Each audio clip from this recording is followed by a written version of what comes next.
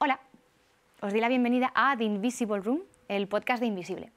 Yo soy Steph Silva, soy la directora creativa del estudio y vengo aquí en representación de un equipo más grande que probablemente conozcáis en otros episodios. Nosotros trabajamos ayudando a organizaciones a imaginar escenarios de futuro, pero para dar respuesta a los retos contemporáneos que tenemos hoy encima de la mesa. Es cierto que durante este ratito me gustaría invitaros a que pensemos en el futuro como un contenedor que podemos llenar de nuevas historias, narrativas, en definitiva de presentes bastante mejores. Para empezar, os contaré un cuento especulativo, que no deja de ser una historia que nos confronta con el presente y nos deja pensar un poquito más allá. Y luego tendré una conversación con una persona invitada, que ya veréis quién es. Así que si os parece bien, comenzamos. El episodio de hoy está inspirado en un artículo de uno de mis compañeros, Tico Fuentes, y se titula La Edad de Piedra. Dejadme que os cuente la historia que hay detrás, que nos lleva muy lejos, a un mundo donde todos los edificios importantes están hechos de piedra. El Parlamento, el Palacio de Justicia, el Banco Central, el Gran Templo, todos imponen muchísimo con sus columnas y frontones tallados, como si quisieran desafiar al tiempo mismo. Una joven llamada Ari juega en la plaza y mira hacia arriba, hacia las enormes estatuas de mármol de los antiguos legisladores, y se pregunta, ¿por qué todo tiene que ser siempre igual? Esa noche, Ari tiene un sueño súper extraño. Sueña que camina por una ciudad donde los edificios cambian constantemente. El Parlamento ahora es un gran tipi hecho de telas de colores que se mueve con el viento. El Palacio de Justicia es un laberinto de micelio que crece y cambia con cada caso. El Banco Central es una torre de bambú que se dobla pero nunca se rompe. Y el Gran Templo es un círculo de árboles con hojas que susurran oraciones diferentes cada día. Cuando Ari despierta, comienza a dibujar los edificios que había visto y lleva sus dibujos a la escuela y se los muestra a sus amigas y amigos. Para su sorpresa, todos habían tenido sueños muy parecidos y los que no habían soñado todavía lo harán días después. Algo definitivamente ha cambiado. Años de ansiedad colectiva, de saturación y desinformación habían producido una mutación repentina que alteró su manera de ver el mundo y que se transmitió a través de redes, de las conversaciones, de las canciones, de las modas, hasta calar profundamente en el subconsciente de toda una generación. Con el tiempo, el contagio se extendió a las madres, padres, abuelos, tías. Cada noche los sueños se extendían por el mundo, cambiando para siempre la configuración del marco cognitivo. Se había desbloqueado una imaginación dormida y atrofiada, que hacía bailar incluso a las piedras más eternas. Las personas se están organizando, como se organizan los estorninos, y se lanzan a la acción. ¿Sabéis cuál es su primer paso? Dejar caer miles de semillas en las grietas del pavimento frente al Gran Templo.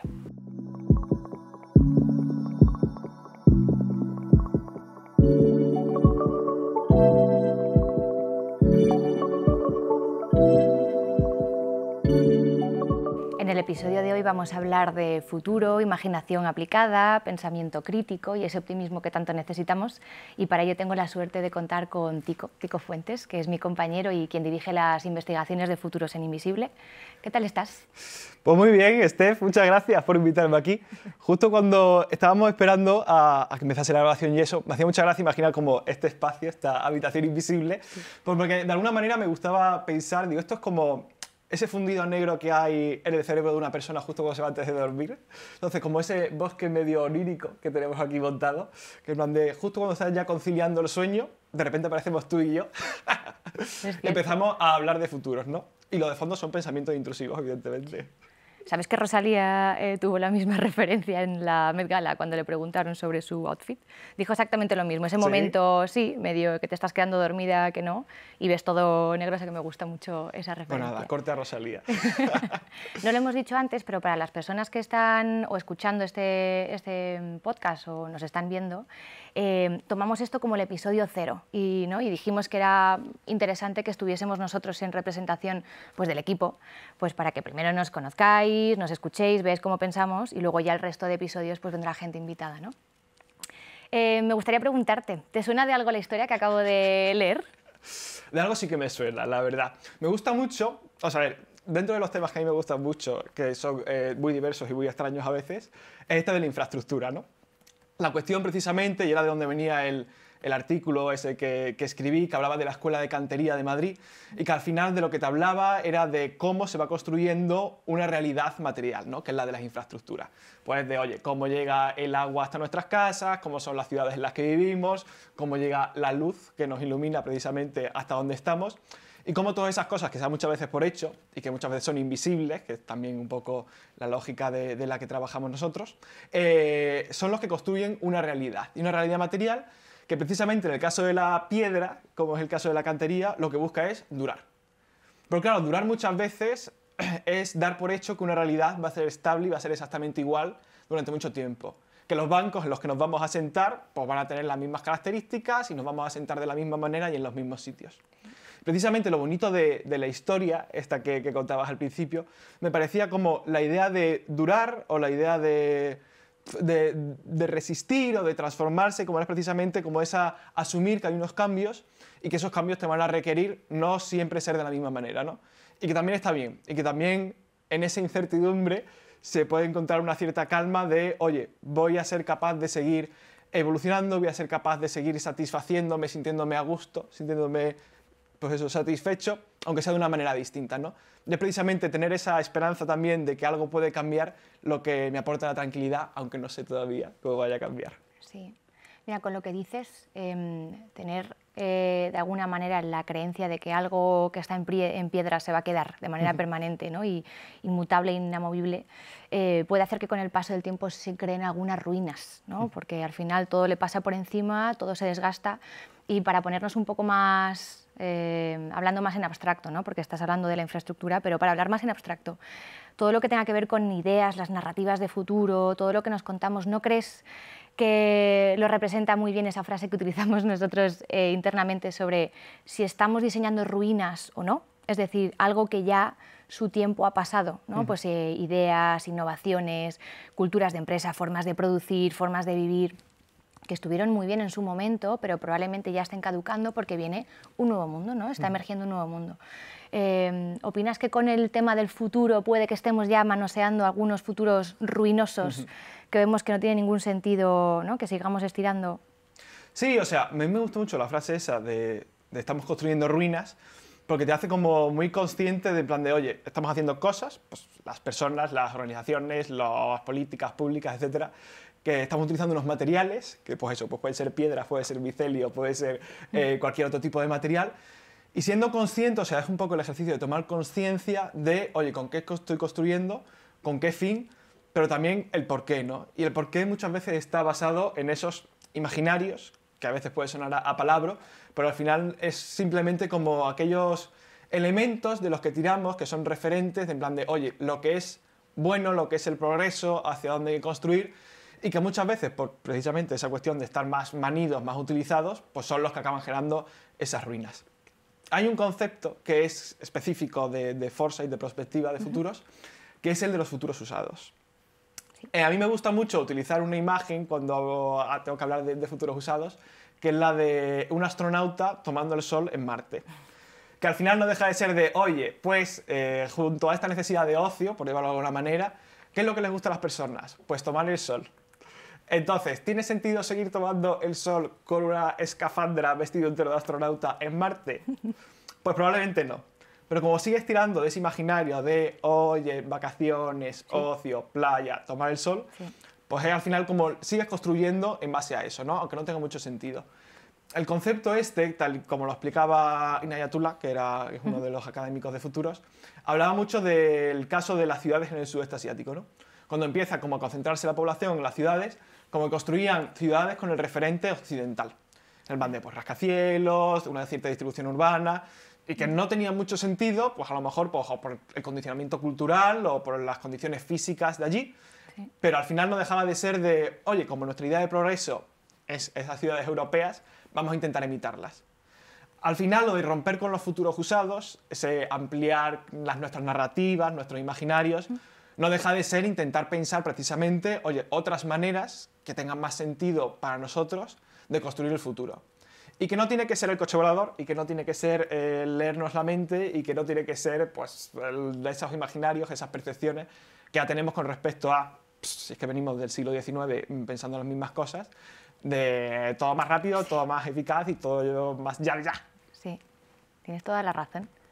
¿Y no crees que hay uno de los futuros más usados, pero que tenemos todos los indicios y las pruebas alrededor para decirlo, pero ese futuro más o menos distópico, o por lo menos negativo, ¿no? Que al final va calando en, pues en nuestro humor, en nuestra forma de vivir? Y es que al final sí que vivimos en esa especie de crisis poliédrica, al final todo está en llamas. Ayer veíamos un artículo que decían que hemos llegado no solo al pico, ¿no?, de calentamiento global proyectado y lo hemos superado con creces.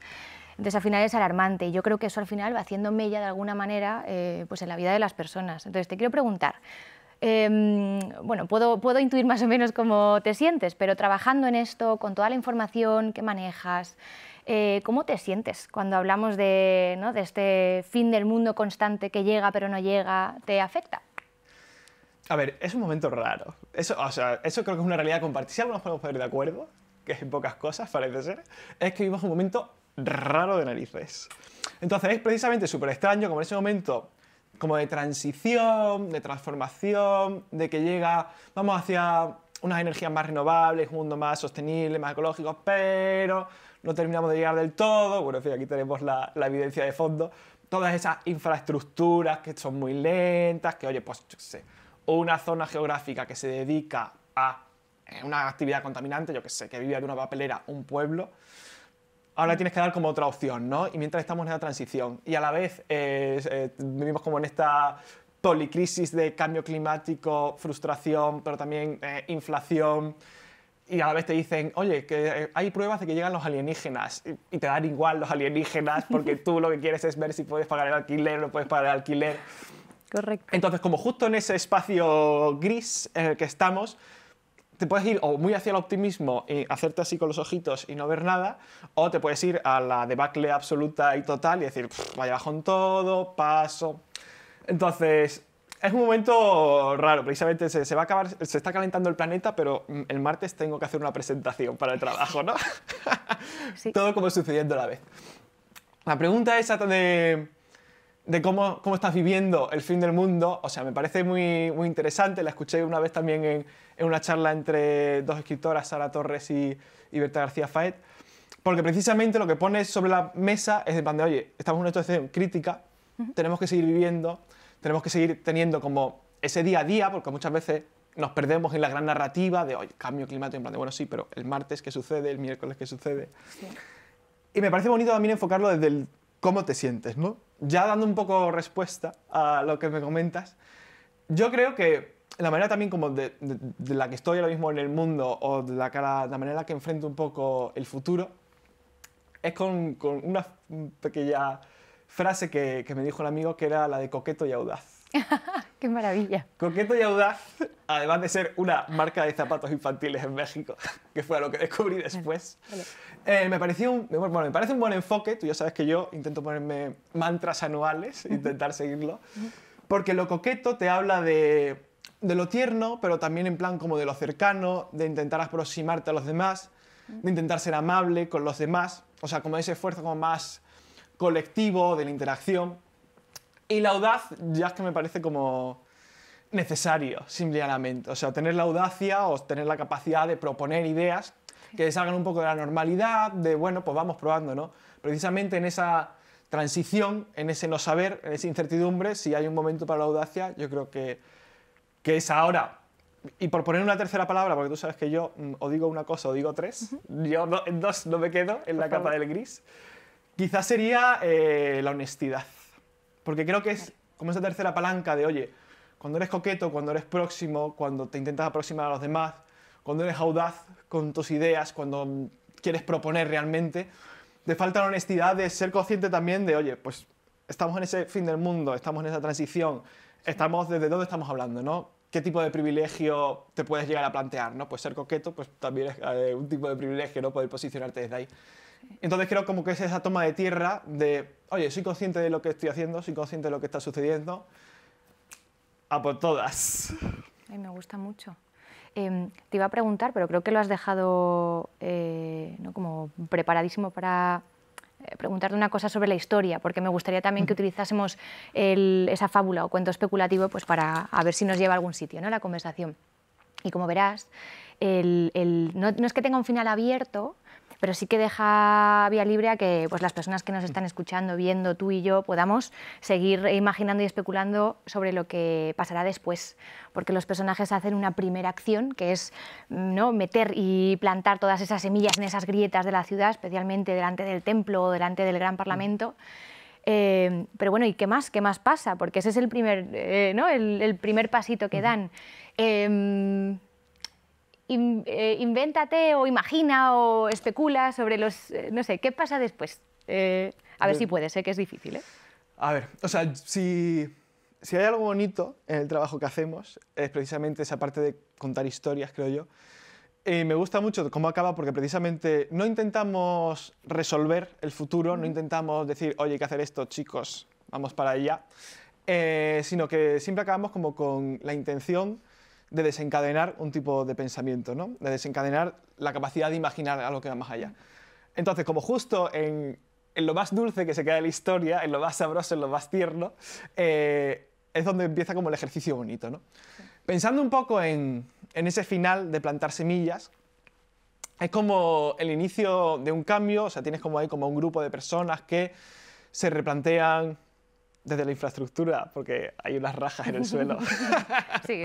Cómo trascender. Entonces, a mí lo que me gusta pensar es también cómo actúan el resto de actores, ¿no? Porque muchas veces nos centramos como en un único personaje, en una única realidad, en plan de, oye, pues yo veo a esta gente que llega, que planta unas semillas, entonces esas semillas, ¿qué impacto tienen? O sea, pues como enraizan los legisladores, ¿no? Era allí donde se planta en ese parlamento. ¿Qué relación tienen con las semillas? Oye, pues de repente podemos tener a gente que se una al movimiento, podemos tener gente que reaccione en contra de, oye, este vandalismo que tenemos aquí montado, para nada, pero también tenemos que sustituir toda una infraestructura de ahora queremos que sea pues, más micelar, que sea más orgánica, que sea más vegetal.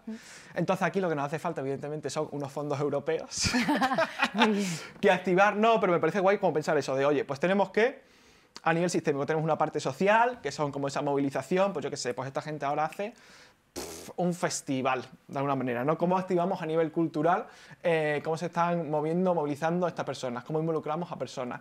Sí. ¿Cómo eso tiene un push? Pues eso, nos hacen falta unos recursos, pues vamos a decir que son estos fondos europeos. Una reacción.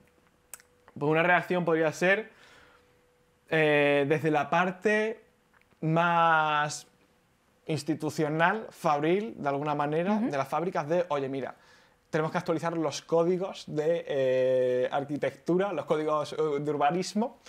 Y entonces, como, no sé, de repente nos sale una figura de activista, activista del urbanismo, ¿no? De repente. Te veo que se te da. No, yo aquí voy escalando, ¿eh? Aquí hago subiendo. No hace falta una wildcard. Esto ayuda un poquito, ¿eh? Vale, te sumo una cosa, una wildcard. Dale, una capita. Cosas que no podemos controlar. ¿Qué pasa con el clima?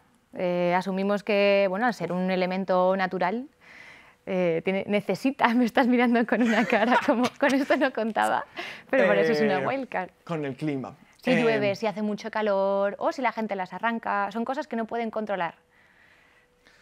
Mira, lo que va a suceder es que van a venir los polinizadores. Muy bien. A esas nuevas semillas que están empezando a florecer.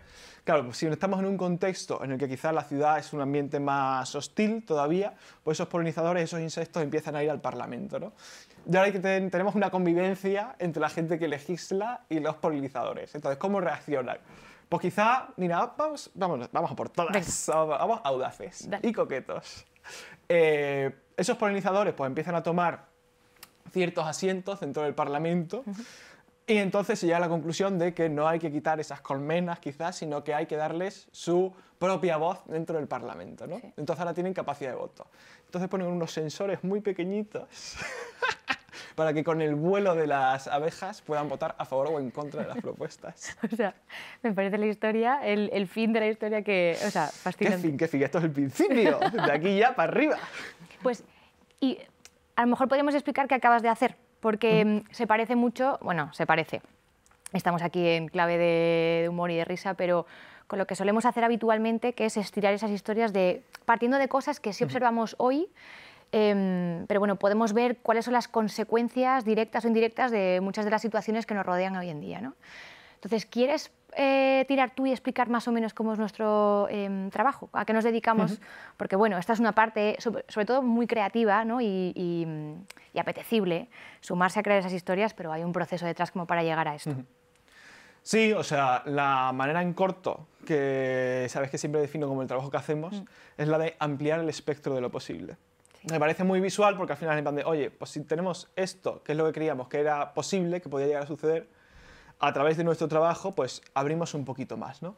No estamos hablando, pues eso, ni de que llegan los extraterrestres, ni de cosas completamente alocadas, yo qué sé, colapsa el mundo en 5 días, no va a salir Tom Cruise de repente a salvarnos por lo que sea. No, eso no, vale. Ya lo siento. Y al final, lo que hacemos es, primero a través de la investigación, bueno, al final lo que nos dedicamos es a detectar esas pequeñas cosas que a veces a nivel periférico, en lo que nos parecen los márgenes, en lo que nos parece menos, no diría relevante, pero a lo mejor menos noticiable, son movimientos que ya están sucediendo, ¿no? Ser consciente de que hay gente que hace cosas raras, que hace cosas de una manera distinta y tiene unos motivos para hacer esas cosas. Sí. Y puede ser que esos motivos acaben siendo mayoritarios, ¿no? Y se acaben como transfigurando, que acaben llegando de un lugar a otro las expectativas o las motivaciones por las que esas personas hacen eso. Entonces, a partir de esa investigación, que procuramos que sea transversal, o sea, no nos centramos ni en una industria, ni nos centramos solamente en las cosas sociales o culturales, que sí que tienen mucho calado, pero es también mirar pues, lo que sucede en la política, lo que sucede pues, de manera más invisible en las industrias, en la economía, en la parte más espiritual de las personas, en sus valores, y es eso lo que va empujando la rueda, ¿no? Al final es ahí, a partir de lo que ya puedes intuir que está sucediendo, lo que puede ser que tenga una trascendencia o no, donde nos encontramos con la incertidumbre. Humo de repente aquí. No queremos que sonidos de truenos. Has nombrado la palabra que no queríamos escuchar, incertidumbre. No, pero, o sea, nosotros al final trabajamos de la incertidumbre como una herramienta porque al final es lo que te posibilita que algo pueda cambiar. O sea, no vivimos en un mundo ideal, nos hemos dado cuenta de eso. Precisamente ese no saber dónde van a ir ciertas cosas, pues no sé, si vamos a ir hacia vivir todos en el metaverso o no vamos a vivir todos en el metaverso. Pues tienes evidencias a favor, tienes evidencias en contra, y al final lo que hacemos con estas historias es plantearnos, tener la conversación, si es que es tan importante como tener la conversación, y tan sencillo también, de oye, si sucede esto, ¿qué va a estar pasando? Si sucede lo otro, ¿qué va a estar sucediendo? Hay un caso que a mí me gusta mucho explicar, que es muy chulo, que es el de cuando hubo una transición en Sudáfrica hacia la democracia. Ahí hicieron un ejercicio de futuros, de escenarios, que fue bastante orgánico, porque al final fue invitar a gente de la academia, a gente de la política, a gente de la vida civil, a tener esta conversación. En plan de, oye, ¿qué cosas pueden llegar a suceder en esta transición hacia la democracia? Sí. Y ahí lo más interesante me parece a mí, y que muchas veces, yo qué sé, nosotros que trabajamos con organizaciones, en plan, pues el KPI, el resultado, el no sé qué, es el lenguaje común que se crea. O sea, tiene mucho de ser capaces de tener esta conversación todos en la misma página. O sea, que sea un ejercicio inclusivo y participativo. Sí. Y aquí al final lo que te generaban eran 4 escenarios que te hablaban de distintos tipos de aves, no la recordaré ahora, pero un poco la traducción, como el avestruz con la cabeza debajo de la tierra, el pato mareado, el vuelo de los flamencos, y me faltaba una que no sé si era el águila o una cosa así. Que al final lo que te permitía es en plan de, oye, una cosa tan complicada como una transición política de un país, sintetizada en 4 tipos de aves, que te dejan precisamente hablar sobre esos temas. Sí. En plan de, oye, pues vamos a hablar de los flamencos, no vamos a hablar del 40% del PIB que va a disminuir debido a las políticas públicas de no sé qué. Se hace muy difícil, ¿no? Sobre todo empatizar, entenderlo y empatizar con lo que puede llegar a suceder más adelante y también qué puedes hacer tú en ello. Que parece que todo esto lo hacemos como para proyectar y poner una banderita en el futuro, pero también se trata de transformar muchas veces el entorno, las formas de vivir hoy en día. Entonces, si tampoco lo entiendes, ni te ves como un actor clave en todo ello, ¿para qué te vas a movilizar, no? Me imagino. Y que muchas veces puede ser muy desempoderante. Sí. O sea, cuando te hablas de futuro, dices, mira, a mí que me estás contando del futuro, si esto lo lleva... Bueno, también es la teoría de la conspiración, que sabes de esto, lo lleva a las grandes mentes del mundo, que a mí me parece muy divertida porque es en plan de, a ver, si no somos capaces de ponernos de acuerdo para la cosa más sencilla del mundo, ¿tú crees que nos vamos a poner Digo, es que va a haber una persona que dentro de la teoría de la conspiración se va a olvidar de cerrar la ventana X que tenía que haberla cerrado y se va a ir a tomar viento el plan. Entonces, es un poquito bonito la fe en la humanidad, en plan de, hay gente que está muy bien coordinada. Sí. Pero no, entonces, como dentro de esa narrativa, poder generar los espacios como para tener esta conversación y simplemente ser más consciente o poder hablarlo en vez de decir de estamos abocados a un futuro incierto, me parece como la parte clave y es un poco hacia donde creo que también va todo el tema de lo futuro y la perspectiva, de involucrar a más gente. Sí, totalmente de acuerdo. ¿Hay algo que podamos...? Estoy pensando, para poner algún ejemplo, cuando contamos pues, esas cosas que observamos hoy en día, ¿no? Que empezamos a ver que es un patrón bastante establecido y que puede tener ciertas implicaciones en el siguiente periodo, ¿no? en un horizonte un pelín más amplio. Algo que podamos decir que pueda influir... O sea, por ejemplo, yo veo un montón de señales o estímulos o cosas que están cambiando muchísimo y de manera muy rápida en todo lo que tenga que ver con el modelo productivo, es decir, modelos de trabajo o formas de trabajar, organizaciones, cultura, el concepto de la productividad, y que siempre se achaca a unas generaciones que estamos presionando, o sobre todo estáis presionando, yo no pertenezco. Estamos todas unidas en esto, Steph. Pero sí que es cierto que tiene un impacto enorme y además se ve atravesada por muchos otros factores que no tienen nada que ver con el trabajo, sino la parte tecnológica. La IA ha puesto encima de la mesa la velocidad con la que tiene que suceder ese cambio de modelo productivo, todo lo que tenga que ver con la transición energética, que tiene que permitir que todo eso pueda suceder, cuestiones más socioculturales, ¿no? Que hablan pues eso, de la renta básica universal, de qué haremos todos con más tiempo o menos tiempo, si estamos de acuerdo, ¿no? En cambiar el concepto que traemos incluso del periodo industrial o preindustrial, ¿no? O sea, que estamos ya... A lo mejor lo que decías al principio de nuestra conversación, que hay una serie de futuros usados que yo creo que ya después de 200 años, aunque haya variado bastante y considero que ha evolucionado bastante la forma que tenemos de trabajar, queda muchísimo, ¿no? Queda muchísimo por evolucionar y no podemos tener en mente que la forma que tenemos de estar en las oficinas, de gestionar los proyectos, de tener nuestras relaciones con clientes, de generar una estructura, una compañía, una empresa, va a permanecer siempre igual. ¿Hay algo que puedas o que tú tengas la intuición, el olfato, que creas que está evolucionando de manera más rápida? Entre lo rápido y lo lento, o sea, siempre es complicado como el ser capaz de medir, ¿no? Porque eso, parece que van muy rápido los discursos, precisamente ahora la información que es titular tras titular, y es como difícil tomar el pulso a cómo está cambiando realmente la situación. Sí que creo que es importante, o sea, es que justo venimos como de un contexto que es el de apostar por la disrupción, entonces van de romper. Sí. Ahora estamos como en la transformación, en plan de evolución, desarrollo. Yo creo que también estamos cayendo mucho como en esta narrativa al final nos llevan un poco como al agotamiento. O sea, ahora que hablamos mucho de la transformación, en plan de, bueno, transformarnos, pero en plan como para llegar a un lugar, en plan de toda la vida vamos a estar transformándonos. Hay cambios que salen solos, y que se va evolucionando y ya.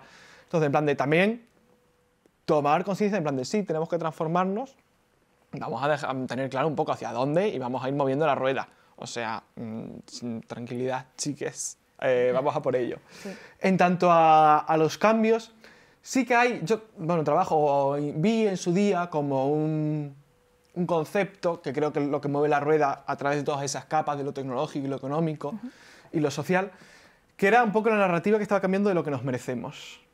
O sea, como lo que nos merecemos al final es como una cosa que tú asumes, que por ser tú X ser humano, tienes un derecho innato a tener acceso a ello.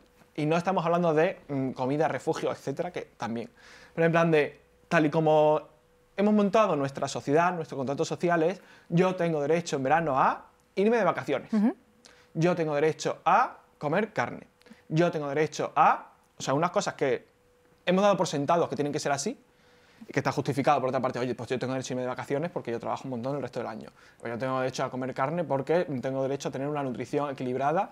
Tengo derecho a mi herencia cultural, que viene basada también en una dieta en la que contiene la carne. La cuestión es en plan de ese discurso que viene como de esos imaginarios pasados que justifica las cosas que ahora tenemos derecho a, están cambiando. Está cambiando por cuestión inflacionaria, está cambiando por cambio climático. O sea, hay unos que podemos poner en entredicho de, oye, ¿cuáles son las raíces de esto? Si es la tecnologización, la automatización de la sociedad y es algo que no nos gusta, podemos ir a la causa raíz. Pero hay otras que son cosas como el cambio de valores con respecto a la ética animal o el cambio climático, que es en plan de, oye, es que estos argumentos con los que estabas trabajando hasta ahora, que te justificaban el derecho a, han cambiado. En plan, no podemos seguir emitiendo, o sea, no éramos conscientes de lo que estábamos emitiendo de CO2, ahora sí somos conscientes, no podemos tirar para adelante con esto, hay que cambiar, simplemente. Sí. Y lo bonito que tiene el concepto del me merezco es que va a lo psicológico de las personas. En plan de, no es a lo que tengo acceso, no es lo que me puedo permitir, es en plan de lo que yo me merezco. Si yo no entiendo que es una cosa que merezco, pues comer carne, vamos a seguir tirando de este ejemplo, no me voy a enfadar si me dicen que tengo que reducir el consumo de carne. Yeah. Si yo creo que es una cosa que me he ganado, pues me voy a enfadar. Y eso es también lo que afecta a la velocidad, ¿no?, del cambio. En plan de, si estoy abierto a esos cambios, si estoy abierto a esas otras posibilidades que me pueden dar una satisfacción sin estar basadas en esos imaginarios más antiguos, bueno, más antiguos o más de los que veníamos, estoy abierto a que eso suceda. Incluso puedo abanderarlo, puedo probarlo, sí. Puedo ser audaz. Sí, sí. Es que te estoy escuchando y la verdad es que me encantaría meterme en tu cabecita. Esto es mi cabeza. Está llena de flores también. Es una pasada cómo hilas cosas que a lo mejor no son a priori tan sencillas de atrapar, porque además son tus interpretaciones. Evidentemente, como investigador, tienes muchas pruebas, ¿no?, y mucha información que avalan estas teorías, estas tendencias, pero me llama muchísimo la atención cómo hilas todos estos temas, sobre todo porque también te veo trabajar y trabajamos juntos y es una pasada. Entonces, me gustaría preguntarte cuáles son tus referencias o dónde buscas o cómo nutres esa cabecita o en quién te inspiras o quién te da cierta información para tu día a día. ¿Hay alguien o hay algo, hay algún, no sé, una lectura, algo, alguna persona? O sea, a la hora de pensar en futuros, o sea, te puedes ir como a los clásicos de la parte más académica, sí. El Wendell Bell, toda esta gente. Y después estaba pensando en plan de, claro, como en un contexto en el que tienes como tanta información, creo que es interesante exponerte esa información, pero pensando en referentes siempre me venían como cuáles son, o sea, los que han marcado con mi modelo mental, ¿no? ¿Vale? Mi manera de pensar o mi manera de hacer una digestión de esa información. Y no, claro, yo quería pensar en grandes intelectuales para quedar yo genial. Claro, los ensayos, la obra de... Seamos sinceros. No, sí, no, pero sí es que... o sea, yo de cara a pensar a futuro soy mucho más partidario de leer novela y literatura que de leer ensayo. O sea, porque el ensayo te da ideas guays, pero al final pues igual es que te estás bombardeando. O sea, cuando tienes también una curación de contenido en formato artículo, que no tendrá la misma profundidad, pero ya luego puedes profundizar en el ensayo. Pero he pensado de, oye, ¿a mí qué me ayuda a pensar de esa manera más amplia de lo que puede llegar a suceder y desde la normalidad? Yo soy muy defensor de, vamos a pensar en el futuro desde el día a día, desde la toma de tierra. Sí. Y yo pensaba, digo, oye, pues yo es leer Gloria Fuertes, es García Márquez, Eduardo Galeano y el realismo mágico, sí. Es Leonora Carrington y esos cuadros más desde el surrealismo. Y recuerdo mucho... yo creo que tiene como dos vertientes. Una es como la capacidad de disrumpir con esa normalidad. Y ahí me acuerdo yo mucho, en los viajes que hacía yo en caravana con mis padres, teníamos una grabación de Les Luthiers. Les Luthiers es una agrupación cómica argentina, sí, ¿los conoces? Sí, sí. Era divertido porque solo teníamos la grabación de audio. Entonces era como la grabación de audio de una obra teatral. Vale. Entonces, como te tenías que imaginar la mitad de la historia, ellos también trabajaban mucho como rompiendo rompiendo con lo absurdo. Hay otra frase que también me venía mucho, que era la de para trascender hay que hacer el ridículo, que es una frase que leí en un artículo del CCCB y creo que es interesante como precisamente romper con esa normalidad, también es una de las leyes de Jim Dator de los futuros, sí. Que la de ser capaz de decir algo absurdo. Gila también, y solo tiro de referentes del humor, por algún motivo en este momento, hay un vídeo que yo utilizo mucho en el que dice el humor, para que tenga sentido, tiene que partir del disparate. El disparate no es una tontería, una chorrada que yo diga en plan de, bueno, esto no tiene ni pies ni cabeza. Sí. Juega con una cosa que es posible, pero que sería muy rara o que está como descontextualizada. Él te decía, pues claro, pues yo puedo coger una vaca que me ha tocado una tómbola y la pongo en el balcón para que me dé leche fresca y se le cae un cuerno y le cae un señor y el señor sube con el cuerno y dice, este cuerno es suyo. Como todas esas cosas, que es seguir el hilo, un poco como en la historia y las implicaciones, en plan de, sigues el hilo Es una cosa que suena medio rara, pero oye, me la puedo llegar a creer. Plausible. Efectivamente. Y también es como divertida tanto que rompe con la normalidad. Sí. Entonces, como ese pensamiento como más desde lo humorístico, desde lo rompedor, desde el disparate, pero también lo plausible, es lo que me parecía... Oye, como que yo sigo esa línea de cara a construir escenarios en plan de, bueno, pero y un poquito más, y un poquito más, ¿a dónde te lleva? Sí, sí. En mi caso, por ejemplo, es Ursula K. Le Guin, que tiene un poco, o sea, no bebe del absurdo, pero sí era una escritora de ficción y de fantasía. Y en su tiempo tuvo que ser una precursora absoluta. Y mira, lo que me gusta mucho es que era tierna. A mí, o sea, cuando la leo, todas sus novelas, incluso la parte de ensayo, es que tiene un lenguaje y una forma de hablar que en absoluto viene aquí a, ¿no?, a asustar ni a crearte unos mundos imposibles, sino que viene desde la ternura a confrontar muchas cosas que tenía mucho sentido poner encima de la mesa en su momento y que hoy en día siguen vigentes, ¿no? Y me gustan muchísimo sus formas. Además que creo que con todo lo que has dicho de eso de la ternura, pues me viene... Yo, por ejemplo, siempre intento acudir a ella, cositas que escribía o alguna de las entrevistas que le han hecho. Bueno, ojalá pudiese, bueno, ya, evidentemente, ¿no? Pero idealmente en esa fantasía que nos podemos crear hubiese sido una persona fantástica con la que conversar en un podcast, yo creo, ¿eh? Pues le hubiera encantado la conversación, le hubiera encantado el setting también. Sí, yo también lo creo. Podemos estar muy orgullosos. Jo, pero me parece muy guay la idea esa de, o sea, poder hablar de cosas complicadas, Sí. pero de una manera no tierna, pues, si es que simplemente en plan con naturalidad. O Sí. sea, ahora también se ve mucho como todo el tema de ser vulnerable y poder hablar con transparencia de los errores. Yo soy muy Sí. también fervoroso defensor de cuando muchas veces te equivocas y dices, ay, pues que me he equivocado. Y porque estaba nervioso, porque tenía unas expectativas, porque creía que tenía que decir una cosa en un momento dado y en plan de, Sí. pues mira, chiques, que me he liado y que he dicho esto y lo tenía que haber dicho. Sí. Y con tu tranquilidad. Sí. Bueno, yo creo que lo que llevamos, ¿no?, como para cerrar esta conversación, diré que no nos hemos equivocado mucho. No, hemos hombre. cometido ningún error. De momento Porque nos quedan hemos unos sido segundos. audaces, coquetos Y muy tiernos. honestos. Eso es. Y tiernos también. Eso es. ¿Te parece bien que tengamos esta...? Bueno, no es una pregunta, pero quiero que cerremos este episodio con algo que te lanzo. Si es difícil lo puedes dejar aquí, pero eres conocido por crear... Por escribir haikus Por escribir. en momentos en los que a lo mejor no tienes ni idea ni el por qué ni Hombre, tienes claro. razón de ser. ¿Te atreves a cerrar con un haiku de futuro? Tiene una justificación. A ver, A ver, es lo del haiku. Un beso a Juan, mi profesor de poesía, desde aquí. Lo siento, lo voy a hacer fatal.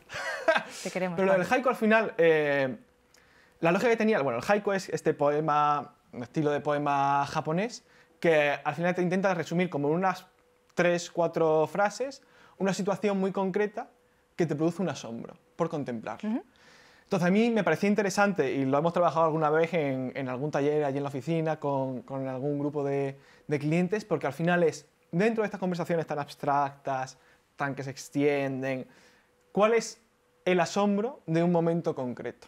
De una cosa cotidiana. O sea, pues vamos a dejar de hablar ya de cómo van a ser los sistemas o cómo va a ser el consumo y vamos a hablar de qué hace una persona un miércoles a las 11:15 de la mañana en el año 2050.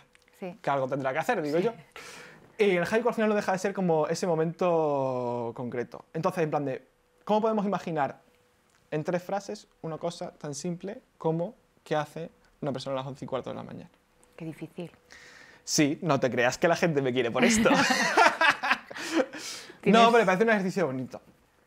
A ver, dame un horizonte temporal. 2050. No, qué bonito año. A ver, música de haiku.